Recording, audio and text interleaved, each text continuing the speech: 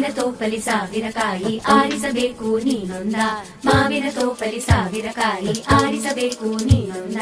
ಹುಳಿಯಿದ್ದರೆ ಉಪ್ಪಿನಕಾಯಿ, ಸಿಹಿಯಾಗಿದ್ದರೆ ಸೀಕರಣೆ, ಹುರಿದಿಟ್ಟ ಮೆಣಸಿನಕಾಯಿ, ಸಿಡಿ ಸಿಡಿ ಎಂದರೆ ಒಗ್ಗರಣೆ.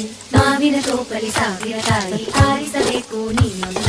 ಒಂದೇ ಹಣ್ಣಲ್ಲಿ ಬಗೆ ಬಗೆ ರೀತಿ ಇಟ್ಟನು ಯಾಕೆ ಭಗವಂತ.